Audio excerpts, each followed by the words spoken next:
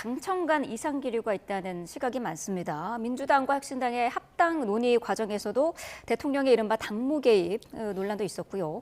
어제 강훈식 비서실장이 대통령과 청와대 관련 입장을 얘기할 때는 신중히 해달라 이렇게 얘기를 했던데 사실상 경고를 한 거 아닌가 싶기도 하거든요. 그러니까 대통령의 의중을 본인 스스로들이 뭔가 다투는 과정에서 이게 대통령 의견이야라는 것을 앞세우면서 이야기를 하게 되면 네. 여당이 굉장히 큰 분란이 있을 뿐만 아니라 대통령을 끌어들여서 마치 대통령이 뒤에서 뭔가 지시하고 판을 짜는 것처럼 묘사가 되고 그게 이제 하나의 그림으로 이제 완성이 될 경우에는 국민들께서 이거 부당하다고 생각하실 거 아니에요. 그래서 그러한 것들은 좀 자제되어야 되고 본인들의 의견 가지고 싸우면 됩니다. 이견은 언제든지 허용이 돼요. 네. 그리고 최종적으로 결론 난 것에 대해서는 당을 함께하고 있는 사람들로서 존중하면 되는 거예요. 근데 그 과정에서 무리하게 대통령의 이 인식을 이렇게 확인했다라는 투로 이야기를 해가면서 자신의 어떤 주장을 훨씬 더 이렇게 좀 강화하려고 하는 그런 흐름은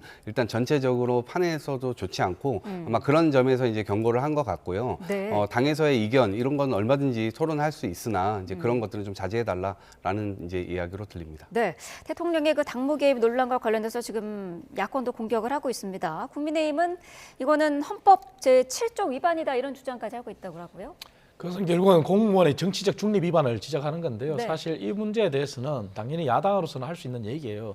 하지만 야당도 이제 여당, 특히 대통령을 공격할 때 과거 윤 전 대통령 때는 어떻게 했냐 이것도 좀 되돌아봐야 돼요. 그래서 저는 이 논란의 기본적인 배경은 결국 친명과 친청의 갈등에 저는 있다고 생각합니다. 네. 그래서 그 갈등 속에서 결국 의원들이 아직까지도 여전히 갈등이 지속되고 있는 모습을 표출하는 거죠. 그 얘기는 어느 정당이나 집권했을 때 대통령이 권력의 정점에 있기 때문에 네. 대통령의 의중을 확인하는 것은 사실은 그간에 있어도 왔던 관례예요.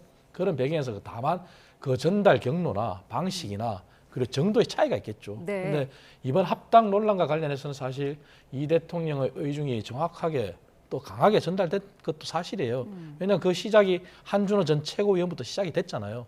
그래서 갈등이 지속되고 지금은 수면 밑으로 가라앉았지만 앞으로 여당이 친명과 친청의 갈등 여하에 따라서 대통령의 의중을 파악하는 일은 더 잦아질 것이고 네. 그 과정 속에서 제가 말씀드린 방식과 정도 그 차이에 따라서 대통령의 정치적인 중립 위반 그것은 계속 논쟁의 여지가 될 수 있어요.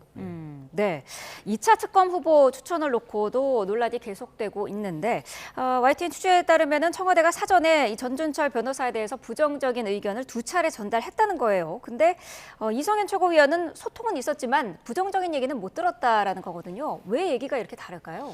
글쎄요, 이제 청와대에서 그거를 만약에 강력하게 의사표시를 사전에 하게 되면 네. 그것도 이제 그것대로 또 문제가 되는 거 아니겠어요? 네. 그러니까 여러 교감이 있을 수는 있지만 그거를 무슨 제가 받는 것도 아니고 그런 거 아니잖아요. 검증이라고 하는 것은 당에서 철저히 해야 되는 것이고 당에서 이번에 검증을 제대로 하지 않아서 문제가 됐던 것에 대해서는 어느 정도 인정을 하고 있습니다. 그래서 그것에 대한 사과도 대표께서 하셨고요. 네. 그래서 이 과정에서 청와대에서 뭔가 의견이 있었다 없었다 이게 중요한 게 아니고 당에서 인사 추천을 하거나 혹은 뭐 검증을 해야 될 때는 본인 책임하에 해야 되는 거예요. 그래서 그것을 명확하게 좀 더 만드는 그 계기가 되지 않았는가 싶고요. 네. 청와대의 의중, 뭐 하명을 받는다 이런 인식을 국민들께서 갖는 것은 별로 안 좋기 때문에 당에서도 그런 것들은 좀 조심해서 할 필요가 있는 거죠. 네,